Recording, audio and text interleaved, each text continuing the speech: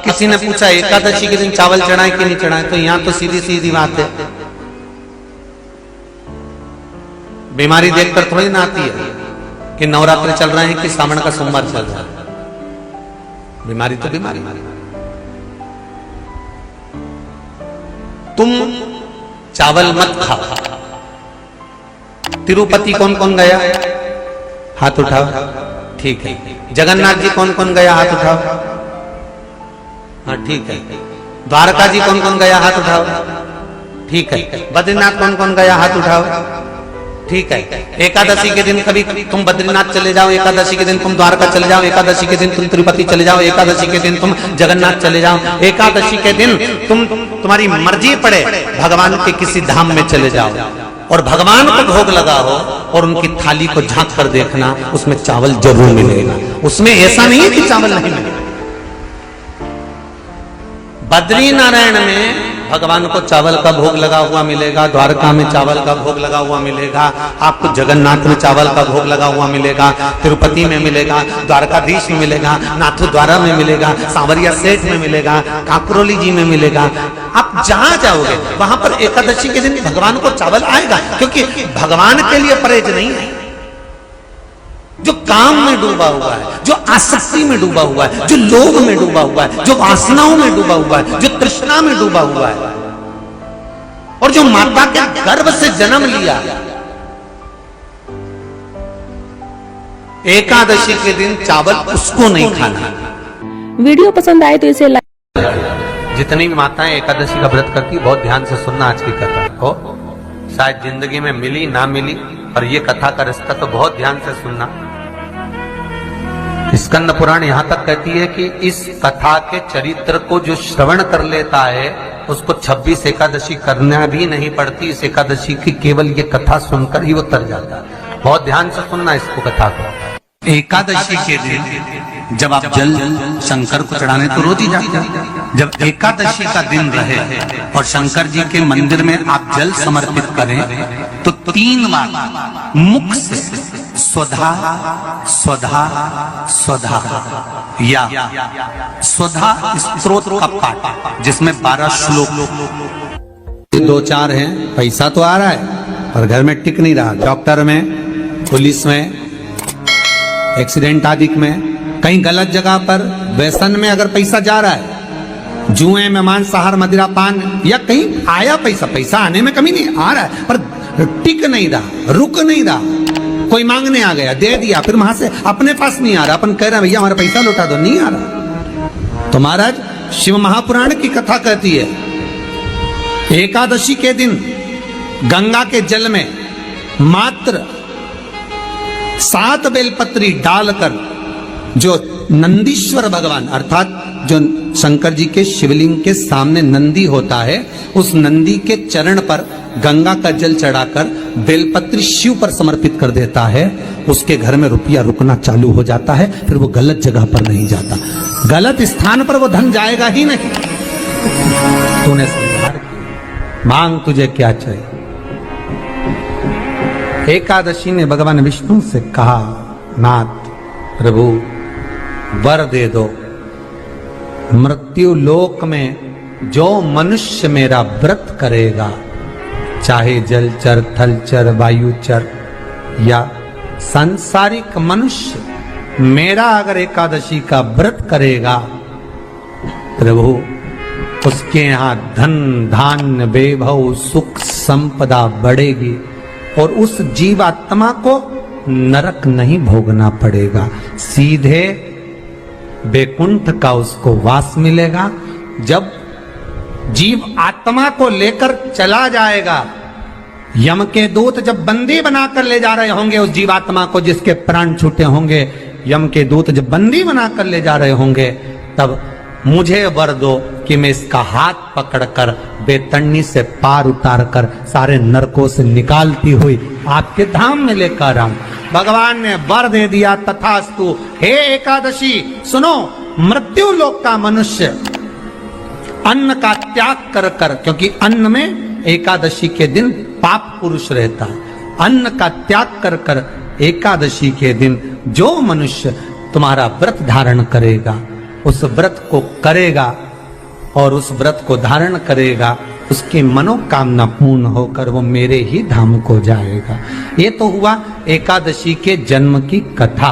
एकादशी के दिन गंगा के जल में मात्र 7 बेलपत्री डालकर जो नंदीश्वर भगवान अर्थात जो शंकर जी के शिवलिंग के सामने नंदी होता है, उस नंदी के चरण पर गंगा का जल चढ़ाकर बेलपत्री शिव पर समर्पित कर देता है, उसके घर में रुपया रुकना चालू हो जाता है। फिर वो गलत जगह पर नहीं जाता, गलत स्थान पर वो धन जाएगा ही नहीं। बेटा अगर व्यसन में पड़ा हुआ है, मदिरापान में पड़ा हुआ है, मांसाहार में, जुए आदि में जा रहा है, तुम्हें लग रहा है कि मेरा बेटा गलत मार्ग पर जा रहा है, ये मित्र दोस्ती गलत हो रही है, वो सही जगह पर आ जाए। करना है एकादशी।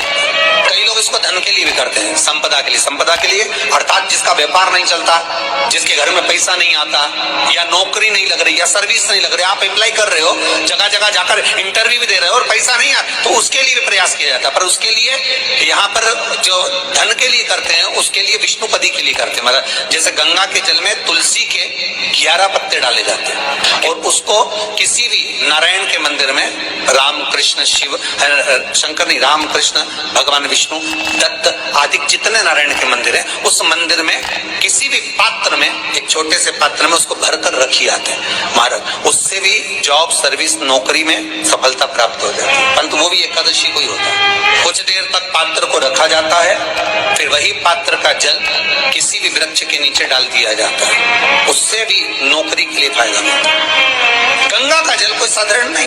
दशमी, एकादशी और द्वादशी, इन 3 तिथियों पर एक रोटी में थोड़ा सा मीठा रखकर सोमक पितृ का नाम लेकर यदि गाय को खिला दिया जाता है, तो अगर कोई पूर्वज प्रेत योनि में भी पड़ा हुआ होता है, भटक रहा होता है, जिसको पिंड नहीं मिला, जो अचानक मर गया होता है, अधोगति में चले गया होता है, उस जीव की मुक्ति दशमी, एकादशी और द्वादशी, 3 दिन सोमक पितृ का नाम लेकर रोटी में, पूरी में मीठा रखकर अगर गाय को खिला दिया जाता है ये 3 दिन तक, तो वो पितृ कभी भटकते नहीं है, उनको मुक्ति प्राप्त हो जाती है मोक्ष में।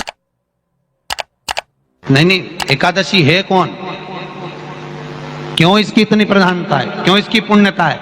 ऐसा क्या है एकादशी में जो इसकी पुण्यता मानी जाए? कौन है ये जो भगवान नारायण तक एकादशी का व्रत करते हैं? सुभद्रा जी को भगवान जगन्नाथ ने, जगदीश ने एकादशी का व्रत कराया था। बद्रीनारायण भगवान को माता लक्ष्मी ने एकादशी का व्रत कराया था। क्यों? चंद्रायण एकादशी व्रत की माता। एकादशी है कौन? तो कहा जिसको व्रत करने पर भगवान नारायण भी जिसका व्रत करते हो, भगवान माता लक्ष्मी जिसका व्रत करती हो, वो एकादशी है कौन? तो शास्त्र वर्णन करता है महाराज, स्कंद पुराण का सुंदर चातुर्मास्य खंड के अंतर्गत वर्णन आया है महाराज। एक बार भगवान विष्णु आनंद में विराजमान थे, पद्मावती और माता लक्ष्मी दोनों उनके पास में विराजी हुई थी। भगवान लक्ष्मी और पद्मावती दोनों बेटी, एक सिर के पास, एक चरण के पास। कुछ समय बाद वहीं पर ब्रह्मदेव का आगमन हुआ और ब्रह्मा जी आगमन पाकर भगवान नारायण पद्मावती से लगकर उठे और उठकर लक्ष्मी की ओर झुके। झुकने पर इन तीनों के समागम से भगवान नारायण के हृदय चित्त से एक कन्या प्रकट हो गई। उस कन्या का नाम एका था। क्या नाम था? एका। अब 10 उसके गुण इतने प्रबल थे, वो 10 गुण उसके बड़े प्रबल थे कि वो एका जिसको निहारती थी उसको संपदावान बना देती थी। जिसको देख लेती थी उसके जीवन में वो आनंद की अनुभूतियां करा देती थी। एका जिस मार्ग से जाती थी उस मार्ग के द्वार खोल देती थी। एका का पुण्य इतना पुण्य प्रखर। पद्मावती और लक्ष्मी ने कहा महाराज ये बेटी आपके द्वारा निर्मित हुई है, इसका कन्यादान करना चाहिए। हमारे यहाँ हिंदू धर्म में रीति है, जिस दिन कन्यादान करा जाता है उस दिन व्रत रखा जाता है। अब आजकल रखते कि नहीं रखते हो मालूम नहीं, और कन्यादान करते समय व्रत रखा जाता है। व्रत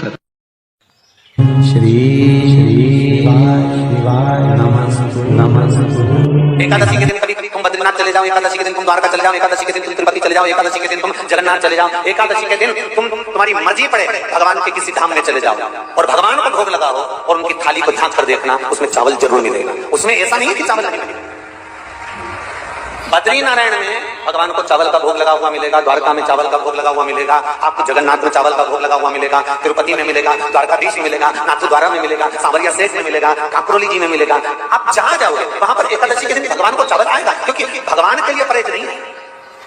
जो काम में डूबा हुआ है, जो आसक्ति में डूबा हुआ है, जो लोभ में डूबा हुआ है, जो वासनाओं में डूबा हुआ है, जो तृष्णा में डूबा हुआ है और जो माता के गर्भ से जन्म लिया, एकादशी के दिन चावल उसको नहीं खाना। एकादशी और द्वादशी के दिन हमारे हिंदू धर्म, हमारा शास्त्र कहता है, हमारे शास्त्र, हमारे वेद डॉक्टर वर्णन करते हैं कि पीपल के पत्ते को अगर एकादशी और द्वादशी के दिन एक तांबे के पात्र में गला कर रख दिया जाए और उस पानी का आचमन 3 बार करा जाए तो जिसकी नाड़ियां चोक भी हो जाती है, डॉक्टर बोले इसका बाईपास करना पड़ेगा, उसको केवल 3 आचमन पानी एकादशी और द्वादशी को पीपल के पत्ते का कराया जाए तो अंदर की नाड़ियां भी खुल जाती हैं।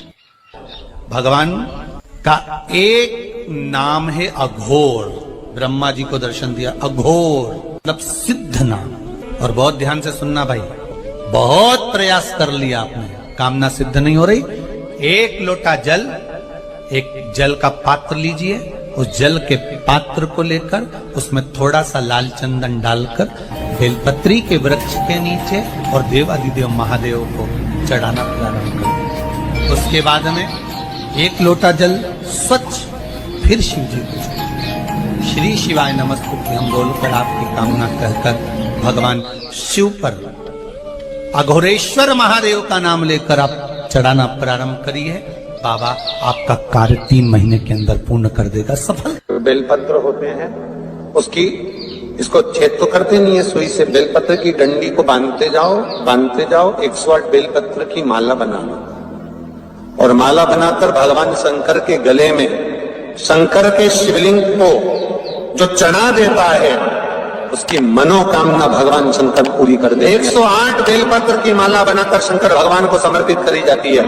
माता लक्ष्मी ने भगवान विष्णु को पाने के लिए तुलसी की माला बनाकर समर्पित करी, जैसे सती ने शिव को पाने के लिए, कामना को पूर्ण करने के लिए। शास्त्र कहता है घर के बुजुर्गों को, घर के बड़ों को, जेठ जेठानी हो, सास ससुर हो, घर में जो तुम्हारी उम्र से बड़ा हो, उसको आज पीला फूल या पीली चने की दाल या पीला वस्त्र, कुछ भी पीली सामग्री आज घर के बड़ों को देना चाहिए। क्यों देना चाहिए? तो शिव महापुराण की कथा कहती है कि जो शुक्ल पक्षी की एकादशी के दिन पीली वस्तु का दान दे देता है, घर के किसी ब्राह्मण को देने नहीं जाना, किसी मंदिर में देने नहीं जाना, आपके ही घर में, आपके ही घर के बड़ों को किसी भी पीली चीज का दान कर सकते। फूल हो, मिठाई हो, कोई अनाज हो, कोई वस्त्र हो, पीली वस्तु का दान दे। क्यों होगा? क्या होगा उससे? शिव महापुराण की कथा कहती है उससे जिंदगी में कभी बड़ी बीमारी प्रवेश नहीं करती। सनातन धर्म कहता है वट वृक्ष की पूजन करने वाला, वट वृक्ष के नीचे शिव की आराधना करने वाला, लौंग समर्पित कर जल चढ़ाने वाले का जैसे कर्ज मुक्ति होती है, उसी तरह आंवले के वृक्ष के नीचे मात्र ताजा मिष्ठान दूध का बनाकर उस सामग्री को भगवान आंवले के वृक्ष के नीचे पूजन करने से लक्ष्मी और संपदा की वृद्धि होती है। शमी के वृक्ष के नीचे मात्र ओघड़दानी अवधूतेश्वर महादेव के नाम से, तो कहते हैं शरीर में बड़ी से बड़ी अगर बीमारी है, कहीं कैंसर जैसा रोग है या किडनी लीवर जैसा रोग है, कोई गांठ अगर शरीर में हो गई है, तो शमी के वृक्ष के नीचे दूध का जल थोड़ा सा हफ्ते में 1 बार अवधूतेश्वर महादेव के नाम से समर्पित कर देने से रोग का निवारण होने लगता है, रोग